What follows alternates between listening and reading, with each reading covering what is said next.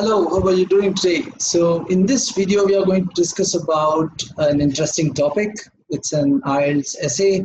The topic is happiness is considered very important in life. Why is it difficult to define? What factors are responsible? There should be R here. Are responsible in achieving happiness.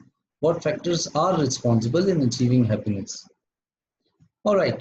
So as you look at this question, you'll find that this is the background information. So this is not the question. This is the background information. This is question number 1. Why is it difficult to define? And this is question number 2.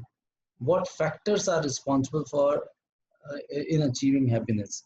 So basically we are supposed to tell why is it difficult to define happiness and what factors bring happiness in a person's life.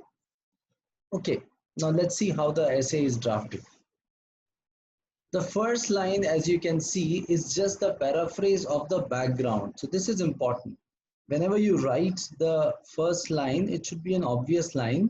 And one way to write the first line of the paragraph is just simply paraphrase the background, the statement in the question. Usually you'll find that the question is the first statement in the question, or this, I'll not call it as question, as in the rubric is the background information. Like if you look at this, happiness is considered to be very important in life. This part is not the question, this is the background information, and then it is followed by 2 questions. So what you're supposed to do in introduction is just paraphrase the background information. It says happiness is considered very important in life. You just write happiness is extremely important. So, you know, you are using almost the same words, but instead of very, you have written extremely important. Instead of important, you can say vital. So you can use those words also. Happiness is extremely vital for our personal and professional success. So yeah, it is just a paraphrase of the first. Why is it difficult to define? So this was the second question. So in answer to that, we have said, however, it is not easy to define. It is difficult to define. Instead of that, we have written, it is not easy. Not easy means difficult. So it is not easy to define happiness because it is a state of mind. So we have given kind of a little reason. It's a state of mind independent of any external factor. So that is why it is difficult to define. Or you can say it is an intangible feeling. So you can say intangible feeling. This is also one good word which you can use. This essay will attempt to define happiness and dig out reasons. Now this is a little bit of idiomatic usage for which you get marks. Dig out reasons that make people happy. Now this is the first, so this was the intro. After this, this is the first para. So in the first para, we'll try to answer the first question. Why is it difficult to define? It is not easy. Now see, again, the same words are used. It is not easy to define happiness because everyone has a very different perception about this elusive feeling. So this because tells that we are talking about the reasons. And we are saying that everyone has a very different perception about this elusive feeling. Now what is elusive? Elusive is something which is difficult to understand. In other words, we can call it as complex. So this is one good word we have used here. So, you know, contextual vocabulary is something which we are, so not many difficult words, but 1 or 2 uncommon words can definitely make a huge difference in your overall marks. To a student who wants to excel in his studies, nothing brings more happiness than getting good marks in his favorite subjects. But to another student who wants to become a sportsman, winning a medal in a sports championship brings more happiness. So we have taken the perspective of a student here. There are 2 students. One is a little bit academically oriented. The other is more into sports. So we are saying that the one who is academically oriented, high marks would bring happiness, but the one who is all into sports would be happy if he excels in sports. Similarly, for a businessman, happiness means expanding the business, but for an employee, happiness means having an off from work. So we have given different examples here. One is that of students, another is that of businessmen and all. So like this, we have kind of tried to answer the first question here, like why is it difficult to define? Now there is a second part, which is what are the factors which bring happiness? And for that, the second paragraph is written. And talking about this second paragraph, let us see how it is drafted.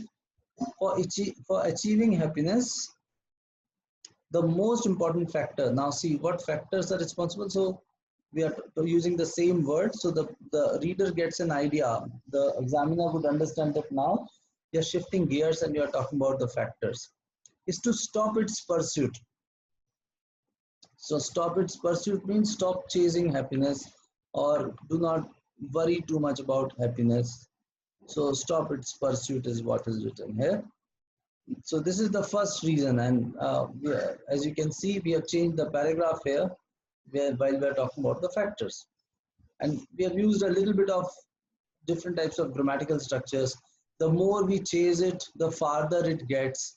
Now this is a very punchy statement, and a collection of small sentences and large sentences add to the variety of your writing. The more we chase it, the farther it gets. So this is one good way of telling that, you know, how happiness, the pursuit of happiness is never a solution to be happy. Ironically, so this is one discourse marker that you are telling. Ironically, people who do not care for happiness are the happiest ones. This is because they are not dependent on any external source for making them happy. Happiness is like breathing for them, which means they are always happy intuitively and naturally. So here we use some different structures to bring about the fact that, to convey the fact that it is not dependent on external factors. The best example in this regard is that of a happy child who is happy without any reason. Instead of happy, again and again, we can say joyful. The best example in this regard is that of a happy child. We can say carefree child who is joyful without any reason. So instead of happy, we can use these words. So when you read your essay the second time, if some word is repeated, you can replace it with some new words, and that actually adds a lot of variety and flavor to your writing. Okay, so to conclude, happiness is a matter of personal choice. So again, the conclusion is very precise. Everyone can be happy if one chooses to be happy without depending on some situation or person. Actually, this comma is not required. So even if you remove this comma, this is fine. If you start a sentence with if, you are supposed to put a comma, but then if a comma comes later, you can skip. I mean, if clause comes later, you can skip comma. So everyone can be happy if one chooses to be happy without depending on some situation or person. So if you look at the word count, you'll find that this essay is almost 280 words, which is neither too long nor too short. And this is how you can draft an essay. Just to go back to see whether we have answered all the questions asked.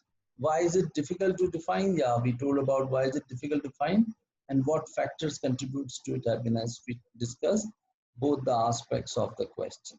So this is how you are supposed to write an essay. In fact, it is 265 words. By mistake, I also counted the words in the question. So 265 is good enough. You have to write more than 250 words. Do not try to write a very long essay. Actually, before making this video, I trimmed this essay. It was more than 300 words, but then I made it short. And with that also, when I read it now, I find that it is fulfilling the criteria. So do not try to write long essays. Try to make it as precise as possible. Try to be to the point, and you can practice using the same structure. I'm copying this essay down into comments. So you can please use the same structure to write your essay. And this is one good way of developing your own writing skills. You can take some samples. As you can see, there are, I mean, from all perspectives, from task completion to cohesion, coherence, which is like easy flow of ideas.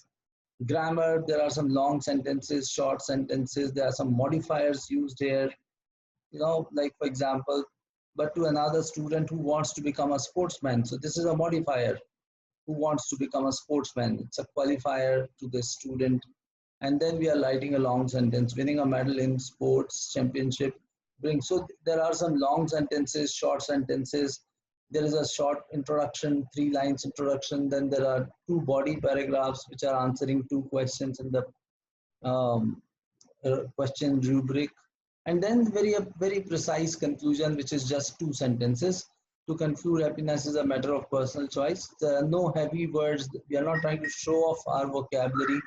So these are some points. Your writing should look like very natural, and it should flow in a seamless way in order for you to get good marks in the essay part of IELTS. I hope this was useful to you. Please follow the instructions. Please write an essay on the same topic using the same structure here as shown. And I wish you all the very best to you for all your endeavors. Thank you so much. Have a fantastic day.